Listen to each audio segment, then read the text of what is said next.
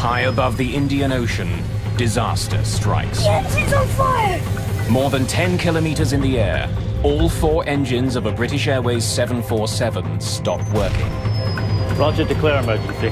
Mayday, Mayday, Mayday, Speedbird 9. With no engines and little power, British Airways Flight 9 falls towards the ocean. Standby ignition on. The crew fight to keep their plane from crashing into the sea. What has crippled their massive jet, threatening the lives of everyone on board?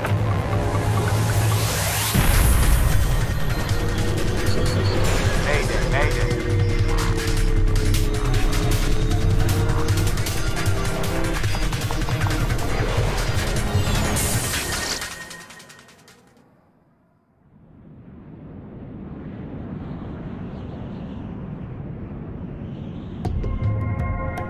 June the 24th, 1982. British Airways Flight 9 cruises through the sky over Indonesia. In a few hours, the plane and all 263 people on board are scheduled to land in Perth, Australia.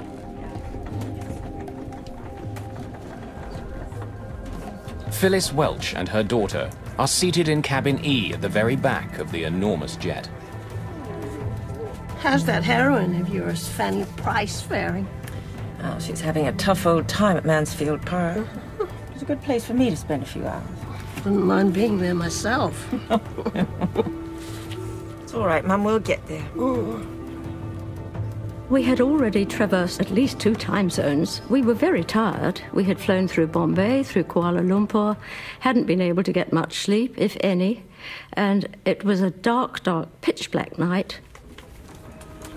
Ahead of Betty and Phyllis, Charles Capewell is returning home to Perth, Australia, with his 2 boys, Chaz and Stephen. Right, settle down, lads. Come on. It's time for a nap. Get back to your seat. No. What, do you want to sleep here?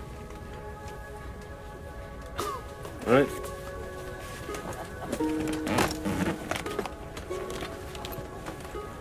It was a good flight. It was going well. Leaving London, it was great. And we was all eager to go home, and the 2 boys were eager to get back to Mum. I thought, well, we'll be home in 3 hours, Perth.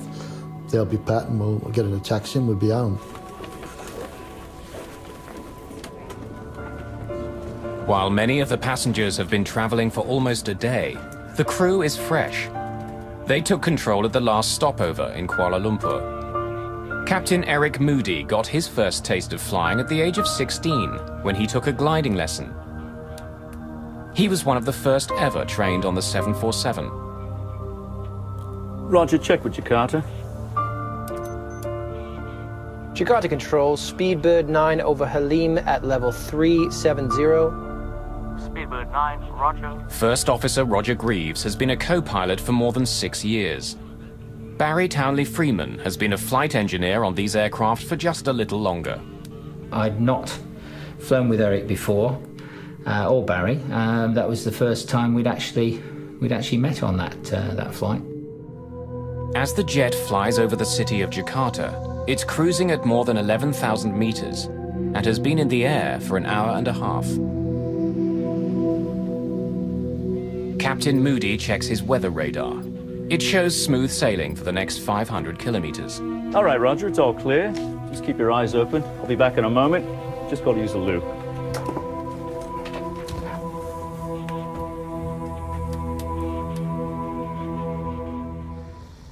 Back in the cabin, many of the passengers have fallen asleep.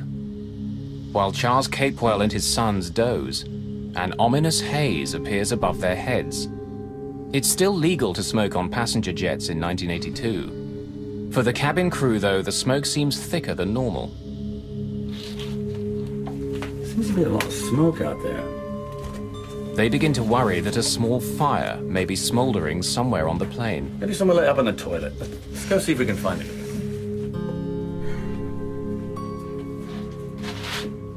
A fire at 11,000 meters is a terrifying prospect.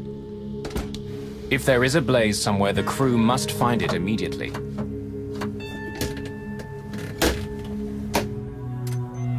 In the cockpit, the flight takes an unsettling turn. Barry and I were just sitting there minding the shop. Pitch dark night, of course. And then we started to get these pinpricks of light on the windscreen. St. Elmo's fire? I don't think so. St. Elmo's fire is a natural phenomenon that's sometimes seen when planes fly through highly charged thunderclouds. But there aren't supposed to be any thunderclouds tonight. Anything on the radar? No. No, it's clear. I don't like the look of this. Let's get a better look out there. With the help of their landing lights, the two men are disturbed to see a thin layer of cloud surrounding their plane, even though nothing is showing up on their radar. But at 37,000 feet, the normal thing you would anticipate would be high cirrus, which is just a thin layer of cloud.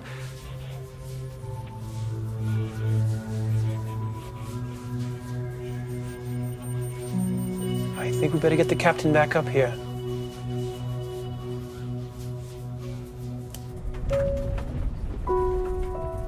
I was reading in my book, and there was a slight flick of turbulence, just a slight flick, and I glanced over to the left, where I had a clear view of the port wing, and to my surprise, it was covered in a brilliant, white, shimmering light, which seemed to be clinging to the wing of the aircraft. I carried on reading, but I found that I kept reading the same paragraph over and over again and not taking in a word of it. I just didn't know what was happening.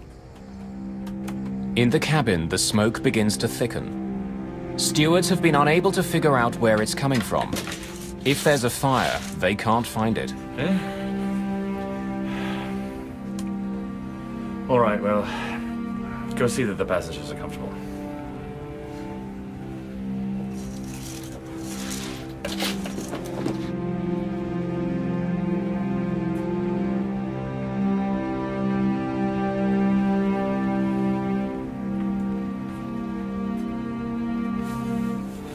Smell anything odd, Mum? Seems rather smoky in here. I noticed that thick smoke was pouring into the cabin through the vents above the windows. And that was a very sobering sight. Turkish cigarettes.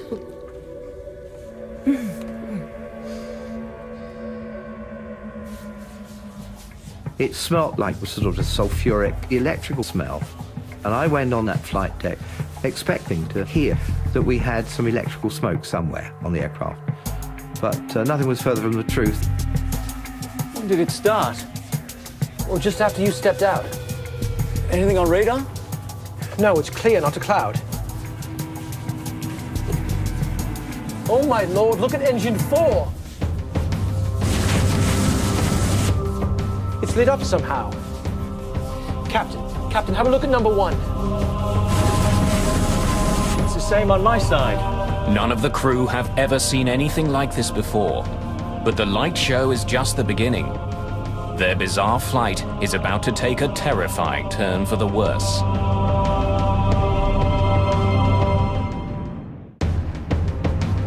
Strange lights are striking the windshield of a British Airways passenger jet heading to Perth, Australia. At the same time, the plane's engines are lit by a brilliant white glow. Look at engine 4! It's lit up somehow. This light show, if you like, had become more intense. In fact, we ended up sitting there with 2 sheets of brilliant white light in front of us in place of the windscreens.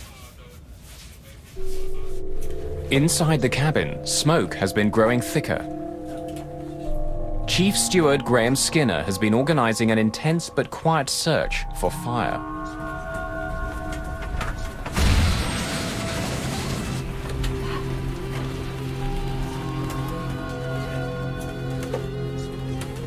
What's with all the smoke? There was smoke in the cabin. It got really, really hot. You were perspiring, literally drenched in perspiration.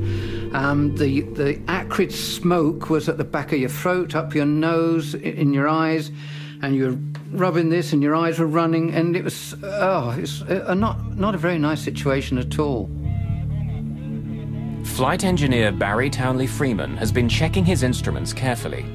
He's smelled the smoke, but so far has no indication that there's a fire in any of the plane's systems. Can't find anything. With one mystery confronting them, they're suddenly faced with a frightening new situation.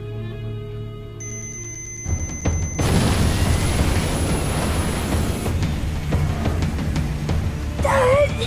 The engine's on fire!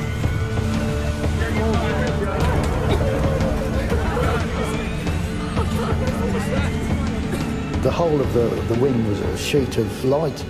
And I thought, wow. I said, oh, you better close that because we don't know what's that. Cheers. Sit down. Stephen, close the blind.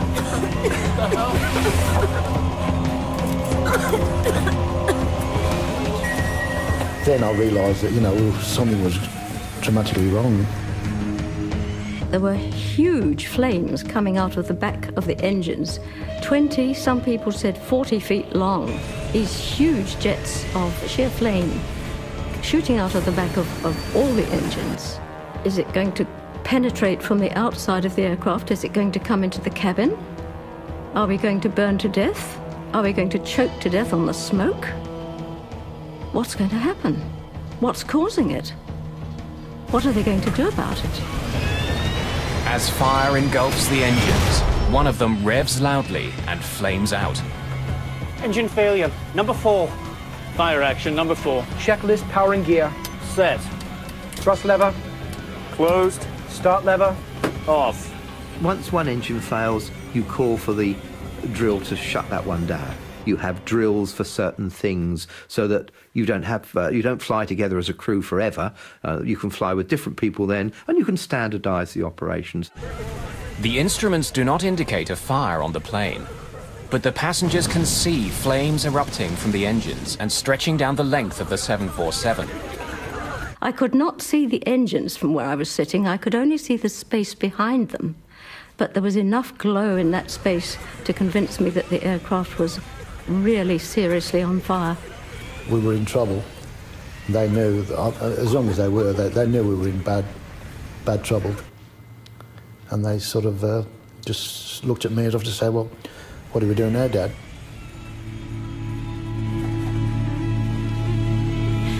If anything's going to happen, I want to be close to you. Oh, please.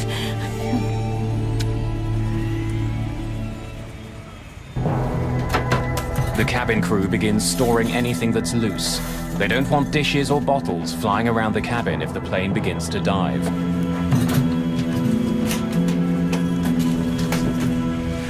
Don't worry, it's just friction.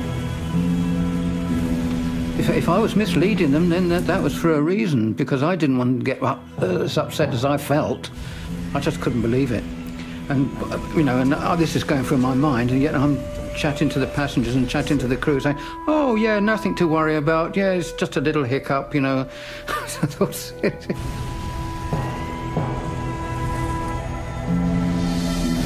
The 747 is more than 10 kilometers above the ocean. Its engines appear to be burning, and peculiar smoke continues to fill the cabin. And then, the unthinkable happens. Number 2 engine's gone. All right, then, begin the engine shutdown. No, wait! They've all gone. All 4 engines have failed.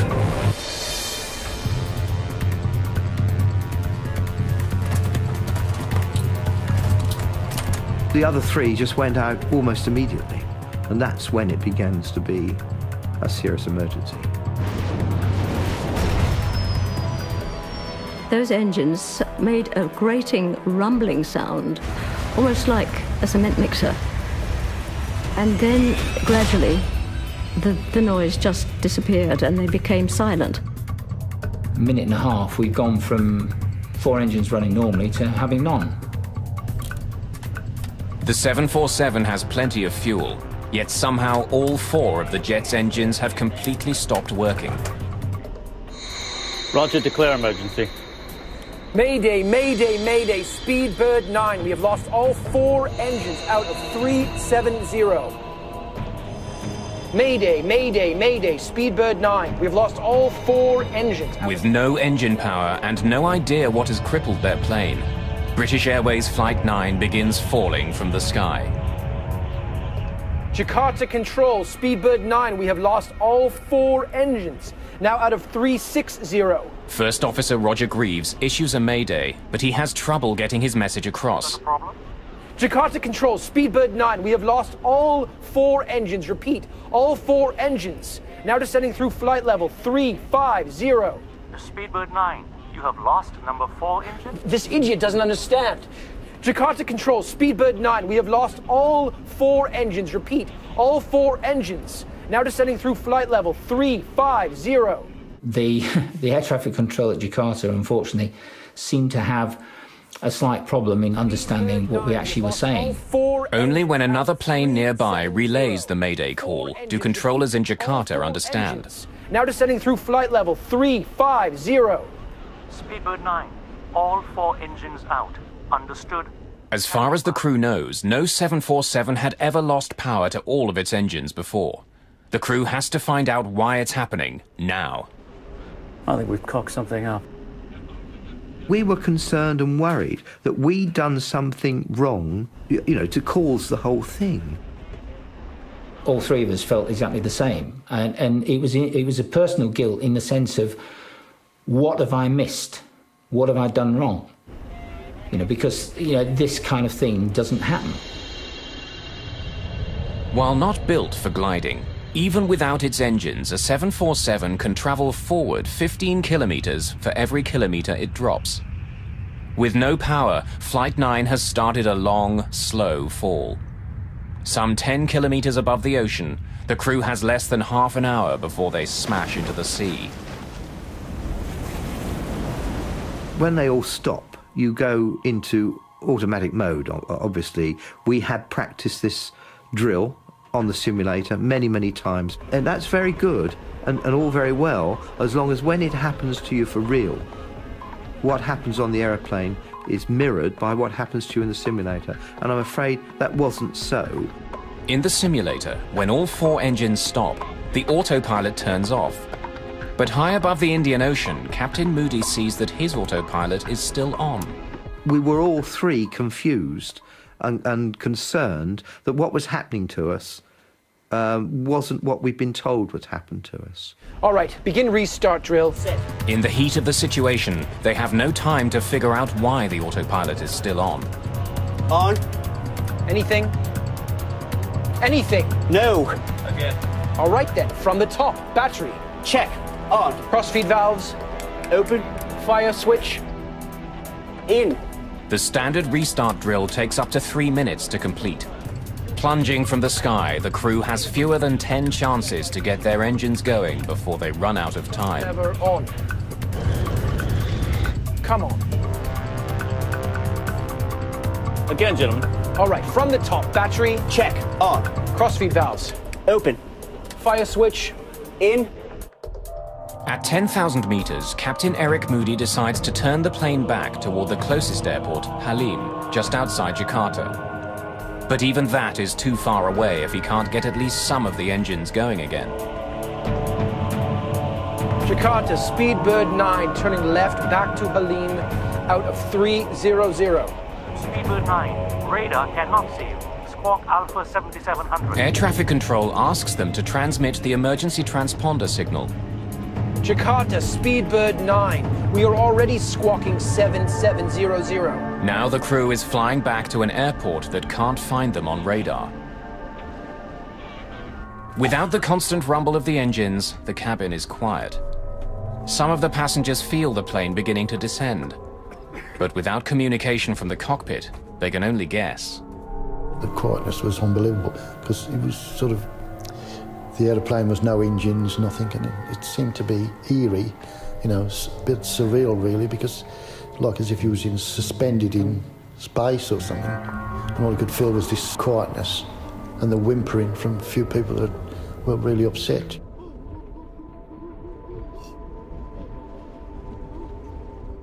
Some people were sitting quite rigidly, almost as if they hadn't noticed anything. At first it was sheer fear. And then, after a while, it turns to acceptance. You know you're going to die. We knew we were going to die. What's going on? What's the problem? It's just a technical fault. I've been through much worse, let me tell you. Everything will be fine. I think if I'd have sat down and really thought of exactly what was happening, I don't think I would have ever got up again. One steward came up to us and said, "Are you two ladies all right?" And yes, we said we're fine, which was an absolute lie, but that's how it was. It seemed absolutely vital not to panic. Captain Moody can't restart the engines unless he can keep the plane flying between 250 and 270 knots. But the airspeed indicators aren't working. Captain, I've got 320 knots on my side. Well, I've got 270. Bloody hell, that's a 50-knot difference. I'll change the speed. Falling from the sky with no engine power, the crew now have no idea how fast they're going. But to have the best chance to restart the engines, Captain Moody has to have the plane flying at the right speed. So from that point onwards, Eric then varied the speed through just about 100-knot range, hoping that at some point or other, coincidental with us putting the fuel into the engines, that we would actually be at the right speed. To change speeds, Captain Moody turns the autopilot off. Then he slowly pulls the nose of the jet up to slow it, and then pushes it down to increase his speed. The upsetting roller coaster movement adds to the panic felt in the cabin. At one time, the aircraft developed a strange motion. It seemed to be climbing steeply and then diving down. That was the sensation we got. And a bucking action that was so violent that we felt it could break the aircraft up in the air. Pressure warning, Captain. We're at 10,000. Pressure warning? That's not supposed to do that. And a warning horn went off. Now, this didn't ever happen on the simulator in this exercise, so it was a bit of a surprise to us. As well as providing electrical power, the engines on a jumbo jet help keep the cabin pressurized. With the engines not working, of course, the air wasn't being pumped in. So gradually the pressure was leaking away. With all 4 engines gone, the pressurized air is rapidly seeping out. The thinning level of oxygen makes passengers gasp. The crew reach for their oxygen masks. But First Officer Greaves can't get his mask to work. My oxygen mask, yeah, that was a problem I could have done without.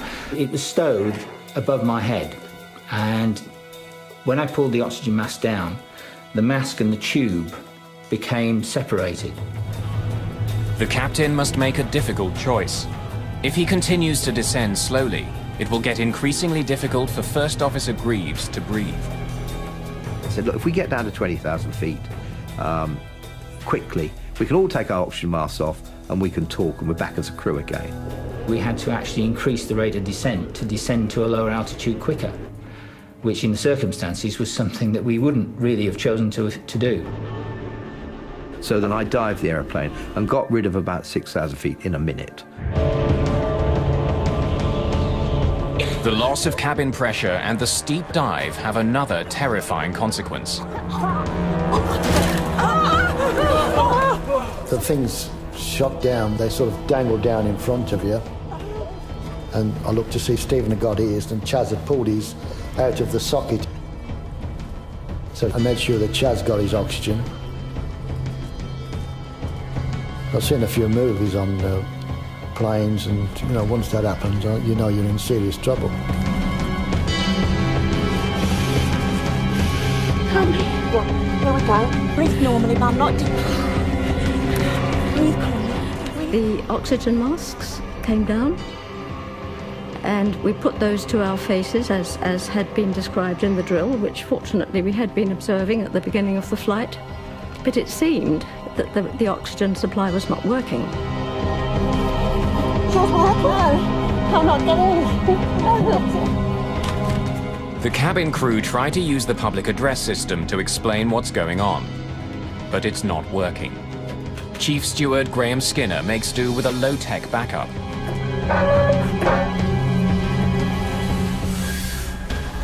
Can you hear me? We're having a small problem with the public address system. So if you would, place your masks over your mouth and nose and breathe normally. As the passengers struggle with their masks, Captain Eric Moody is running out of options. If his engines don't start soon, he'll have to turn his jet around and try landing on the open ocean.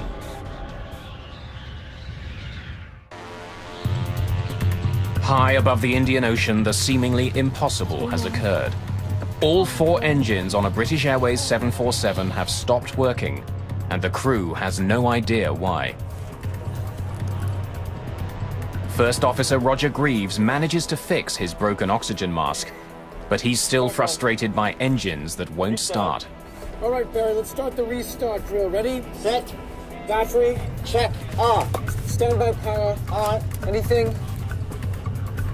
Come on, anything. No. All right, then, let's do it from the top. Battery. Check. On. First Officer Greaves and Engineer Barry Townley Freeman have actually shortened the standard restart drill. It's giving them more chances to get the engines going, but so far nothing's working. Come on, you old son.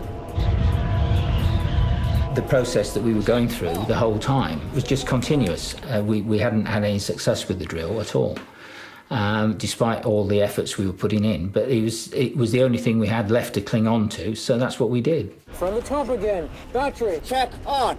I have no idea, and I don't think any of us have, how many times we tried to restart those engines. If I say 20, I would think that's too low. If I say 50, I would think that's probably about right. As the plane falls lower and lower, Captain Moody faces a brutal choice. A mountain range cuts across the island of Java between his plane and the airport. He knows he has to be at least 3,500 meters high to clear it. But if his engines don't restart soon, they won't make it.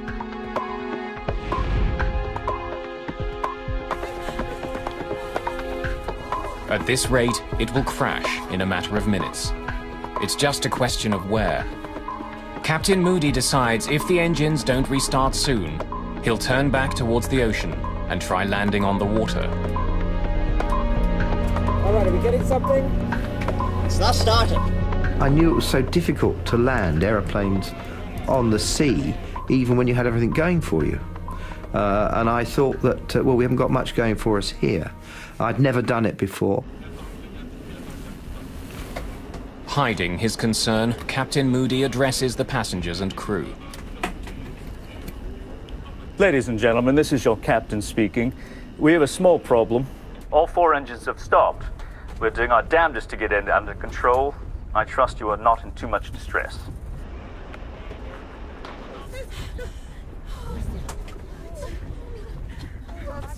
Most of the passengers expect the worst.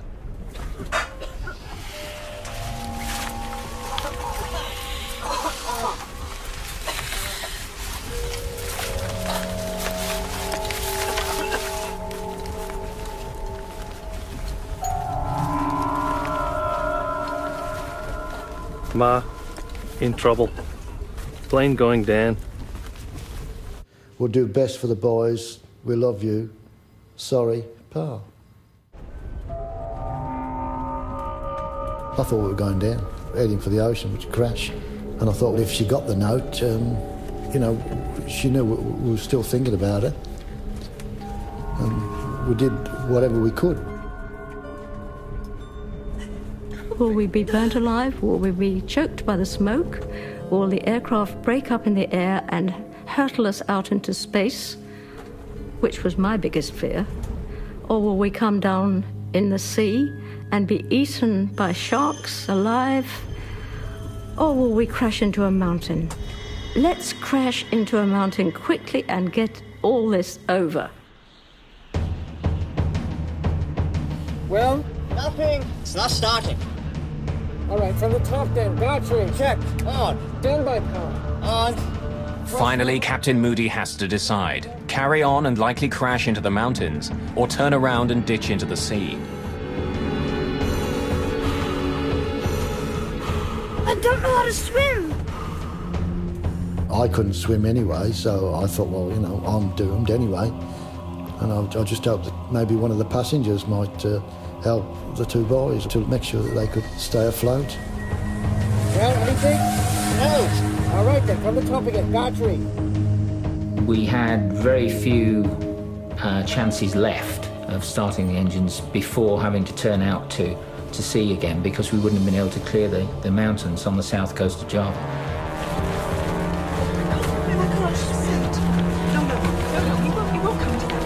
Start level. Cut off. Fuel pressure. Available.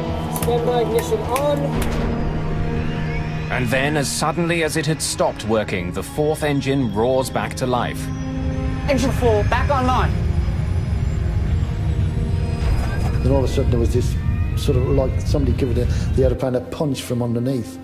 And then I realised that it might have been an engine. It was a boom. Oh my God, look! The noise that a Rolls-Royce engine makes when it starts up is low rumbling noise, you know, and it was just, well, it was wonderful to hear it. A 747 can fly with one engine, but Captain Moody knows that just one engine still won't give him enough power to clear the mountains. The glass now is half full, it's not half empty.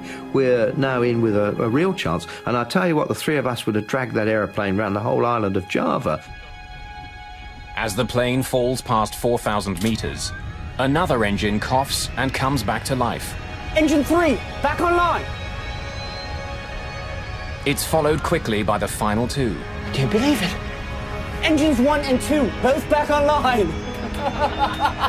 From almost certain disaster, the crippled jet is now under full power. Oh my God, I realised then that we could make it back to, not to Perth, but to an airport. That's all we wanted, was to land on the earth and you know, be part of the living again. Because while we were up there, we were dead. Jakarta, Speedbird 9, we are back in business. All four running, all four This time, local controllers have no trouble understanding the message. All four engines serviceable again. Confirm continuing to Hallie. Affirmative, affirmative. We say, right, let's get this thing on the ground as quickly as we can. Ladies and gentlemen, this is your captain speaking. We seem to have overcome that problem and have managed to start all the engines.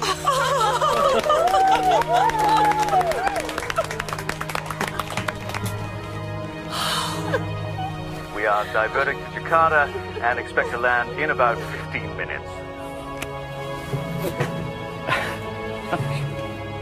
Captain Moody begins climbing, putting plenty of room between his plane and the mountains below. But as he does, the strange lights that he saw when the crisis began reappear in front of the jet. Now, as soon as we got to 15,000 feet, this St Elmo's fire started again. Now, I'm not slow, so I said, let's get out of here quickly. But before he can descend very far, the plane is stricken again. Engine 2 is surging.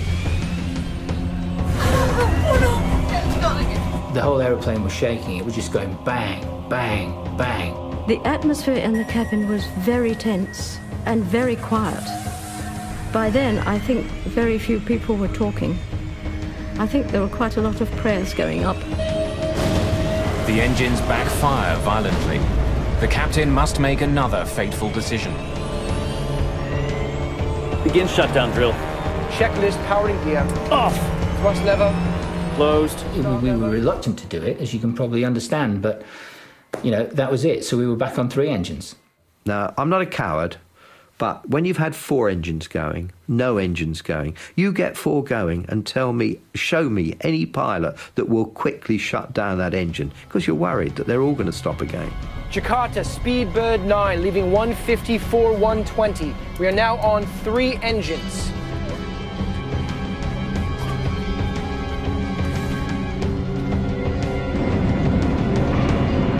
As the plane closes in on the airport, First Officer Greaves thinks the windshield is covered in moisture, making it hard to see through. And I said to Eric, I said, it's a bit misty out there.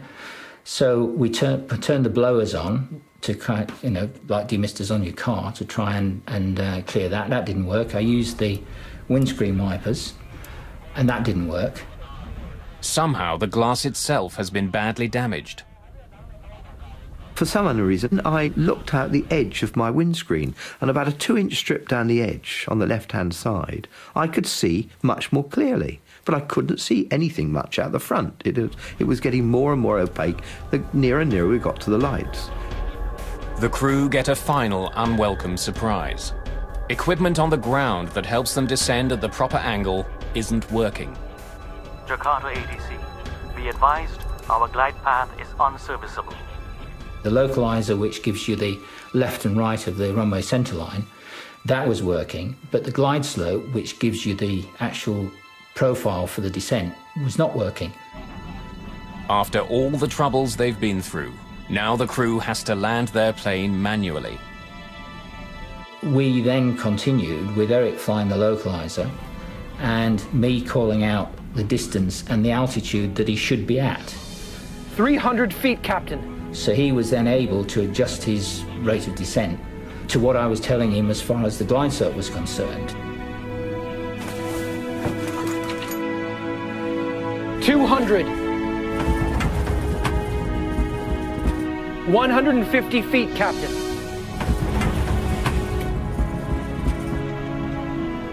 100. 50 feet. 30 feet.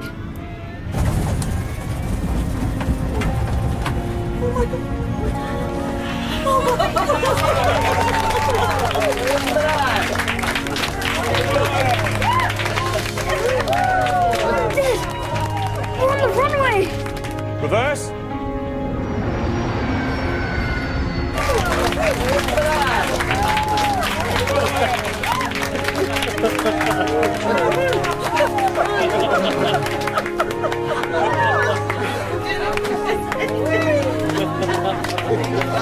$90 knots, 80 knots.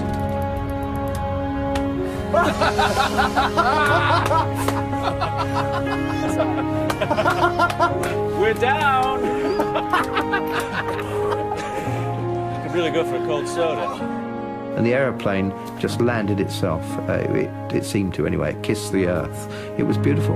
That's amazing. Safely on the ground at Halim Airport in Jakarta, passengers celebrate the end of a harrowing ordeal. They also want to know what happened. No fire had been found, so why had smoke filled the cabin? How could all 4 engines have stopped at nearly the same time?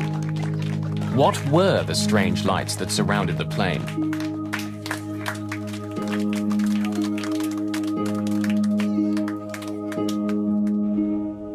In the cockpit, the flight crew are relieved, but also concerned that they might be at fault. The first thing that we did, having parked the aeroplane and shut it all down, was to then go through all the paperwork to see if there was possibly anything anywhere in it that might have given us any pre-warning of some sort of phenomenon that caused what happened to us. Every time, because it's going to come back to us. The damage to the 747 is extensive. From the outside, the crew realize that their windshield had been deeply scratched. They see bare metal showing through where the paint has somehow been stripped away. And they still have no idea why any of it happened.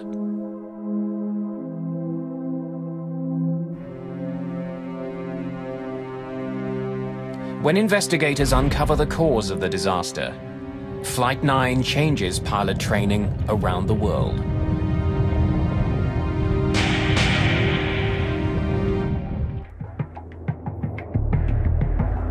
During a calm flight to Australia, all 4 engines of a British Airways 747 suddenly stopped working.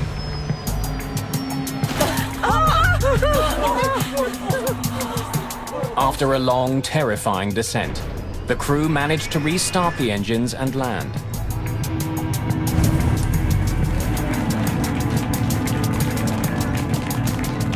Wow, that's amazing.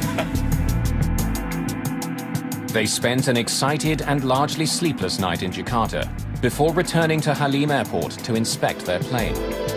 And we went back the next day to look at it in daylight.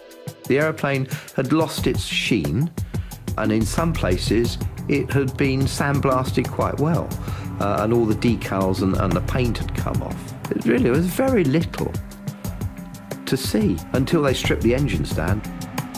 The engines were manufactured by Rolls-Royce. Their investigation was led by a former engineer, Malcolm Grayburn.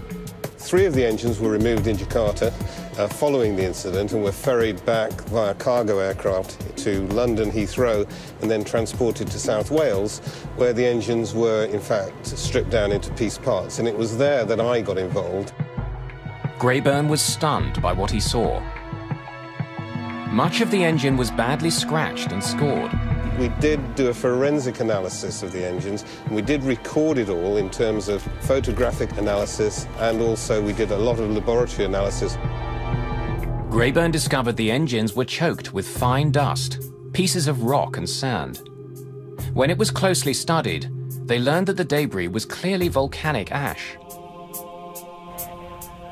Days after their harrowing flight, the passengers and crew learned that the night they were flying, there'd been a major eruption of the Mount Galunggung volcano, located just 160 kilometers southeast of Jakarta.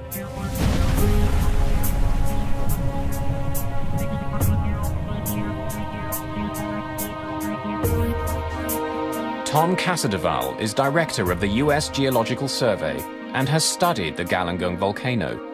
Indonesia is the world's most volcanically active country. It has more than 130 historically active volcanoes, meaning volcanoes which have erupted in the last several thousand years. Galunggung erupted explosively early in the 1980s. In April, May, June of 1982, the eruptions became increasingly more powerful. The eruptions were large and the damage was extensive. More than 60,000 people were evacuated from the area around the mountain. The night Flight 9 flew nearby. The volcano erupted again.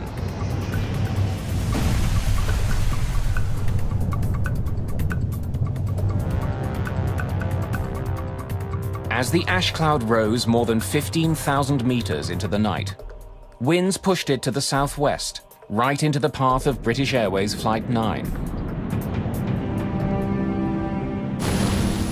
Never before had a volcanic cloud seriously affected an airplane. Could the ash really have crippled this flight?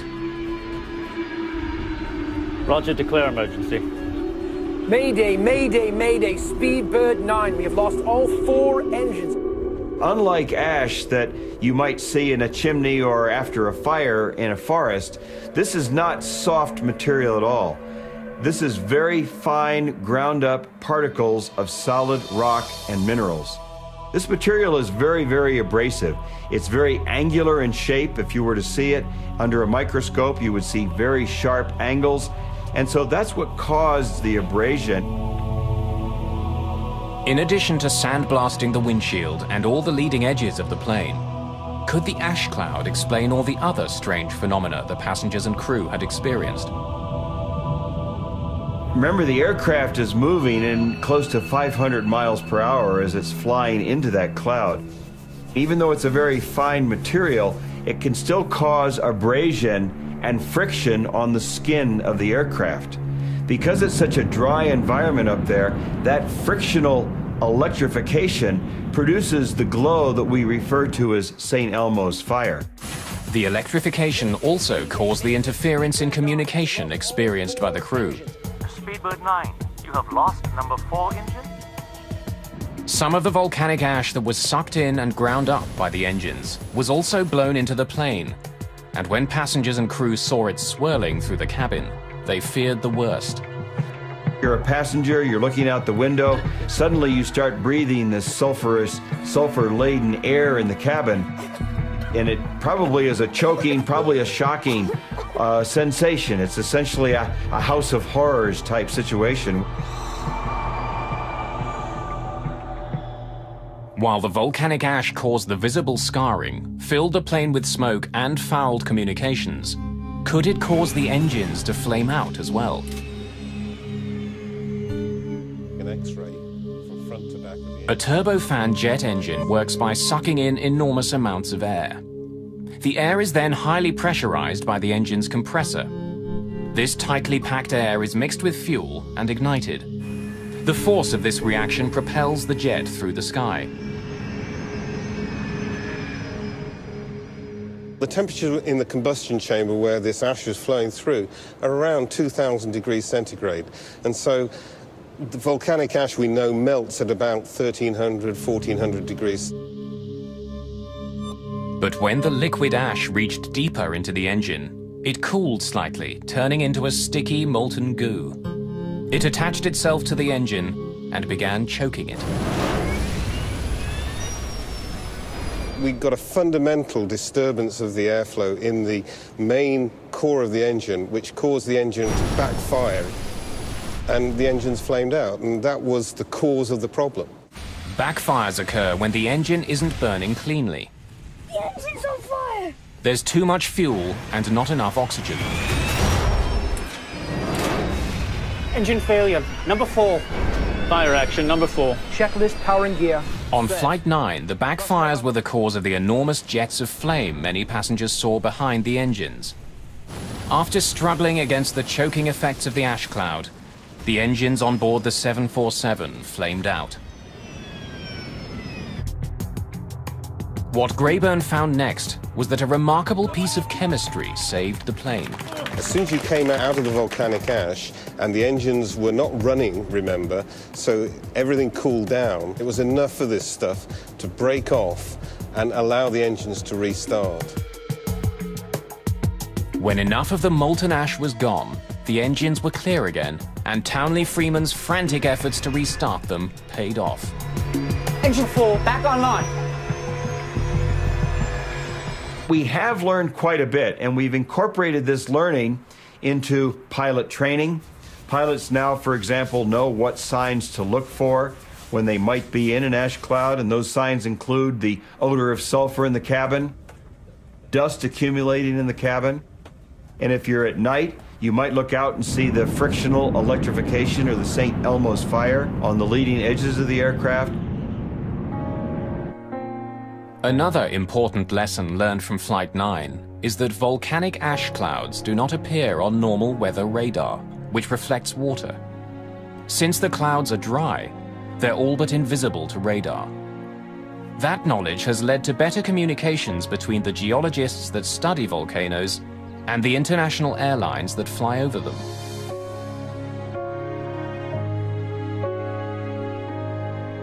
The crew of Flight 9 was showered with awards and commendations in the months after their incredible night. I thought the airmanship displayed by this crew during this event was absolutely fantastic. The way that they managed to guide this aircraft back down to a safe landing after having been through such extreme circumstances, it was fantastic the way they recovered this aircraft. Absolutely brilliant. For everyone on board Flight 9, the terrifying plunge through the skies had a lasting impact. Betty Tutell was so struck by the events of that night that she wrote a book about the ordeal. This was an event which was unique in aviation history, and it seemed to me absolutely vital that it should be put on record, and I wondered who was going to do this. But no sooner had that thought entered my mind than I thought, I'm going to do that. Tutell would also end up marrying a man she met on the flight, James Ferguson. Charles Capewell and his 2 sons made it home 2 days after they touched down in Jakarta. 25 years later, both Chaz and Stephen still live in Perth. Our time hadn't came and that was it. From then on, I took a different view of life. When your time comes, there's nothing you can do, but you can still hope. And we hoped, and we got out of it. Not long after their fateful flight, Captain Eric Moody created the Galungung Gliding Club. Every member of the crew and all passengers were automatically admitted to this exclusive group. The survivors of British Airways Flight 9 happily stay in touch to this day.